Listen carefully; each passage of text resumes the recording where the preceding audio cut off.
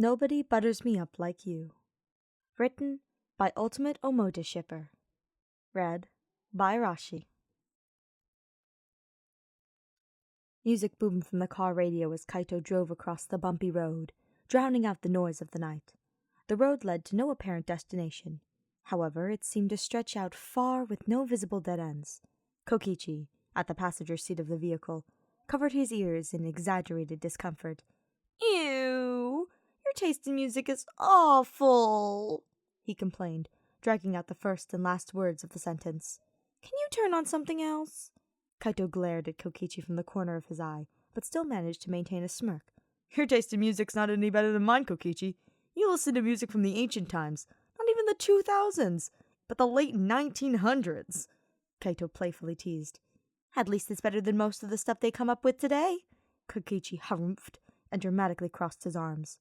Despite Kokichi's childish protests, Kaito made no movement to change the radio station. He just slightly chuckled and rolled his eyes, contemplating another topic they can change the conversation to. "You know, Danganronpa may have been a very negative experience, but at least something positive has come from it," Kaito started, without fully contemplating his thought. "Now what could that possibly be? We were all severely traumatized and scarred from that event, so I'm pretty interested in what in the world you could be hinting at here." Kaito paused for a bit, attempting to add an essence of suspense. "Meeting you," Kaito grinned cheekily. Face heating up, Kokichi rolled his eyes and turned away from his lover. "Oh my god, that was so cheesy. Please stop," Kokichi groaned. "If you hate it so much, then why's your face the color of Himiko's hair, huh?" Kaito pointed out lightheartedly, still grinning. Kokichi turned back towards Kaito and stuck his tongue out at him. Kaito reciprocated the action. "As much as I hated that, I have to admit, that was pretty smooth," Kokichi admitted. "Also, keep your eyes on the road. I want to have a date with you, not a date with the devil." Kaito scowled at the advice. "I am paying attention to the road. I can multitask." The car grew silent for a bit, aside from the borderline obnoxious music blaring. Kokichi grinned devilishly. "Hey, Kaito." "Yeah?" Kaito answered, wondering what Kokichi is leading up to. Kokichi placed a hand on Kaito's shoulder. "Is your name Google? Because you're the one I've been searching for." Kokichi smirked, looking for his partner's reaction. Kaito quickly shrugged Kokichi's hand off his shoulder. If you could have rolled your eyes all the way into your brain, Kaito would have achieved that. "Kokichi, I see what you're trying to do here. You're trying to outdo the doer, but you can't. You know why?" Kokichi didn't answer, but he nodded at him challengingly. "If you were a vegetable, you'd be a cucumber," Kaito exclaimed, snickering. "Yeah? Well, you must be a campfire, because you are hot and I want some more." "That's cool and all, but is your name Ariel? Because we mermaid for each other." Kaito and Kokichi kept announcing their best pickup lines until Kokichi was doubled over from laughter, and Kaito was struggling to keep his attention to his driving and keeping his hands on the wheel. Okay, let's stop now. I don't want you to drive us into a ditch or something," Kokichi instructed, eyes still watering from his laughter. Kaito suddenly pulled up somewhere in the middle of the grass, off of the road, and stopped the car. You could finally hear crickets, and perhaps other insects, making their nighttime calls due to the halt of the loud music.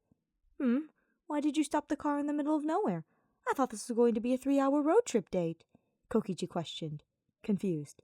Kaito shook his head. "Just follow me out of the car," he instructed. "You'll see what we're doing soon enough."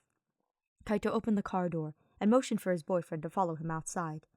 Kaito grabbed Kokichi by the arm, leading him to his secret destination.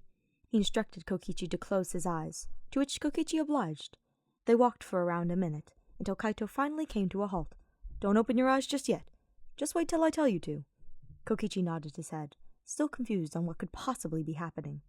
He heard some rustling and hurried movement in the background, hinting that Kaito was adjusting a few things around the area. Kokichi felt an arm go around his waist, which most likely belongs to Kaito. At least, he hopes so, that is. "Okay, you can open your eyes now." Kokichi opened his eyes after a second of hesitation, and audibly gasped at the sight.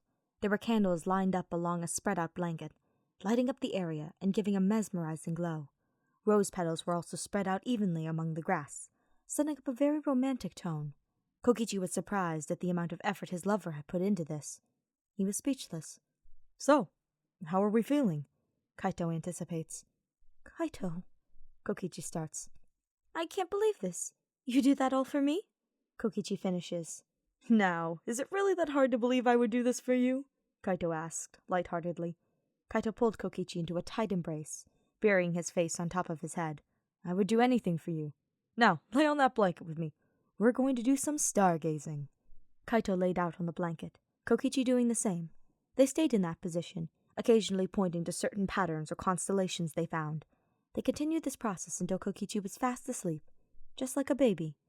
Kaito carefully carried Kokichi back to the car, and delicately placed him in the passenger seat, fastening up his buckle for him. Kaito gave Kokichi a chaste peck on the lips, whispering, Good night, Kichi. I love you. Kokichi, who awoke while being put into his seat, smiled slightly and thought to himself, I love you too.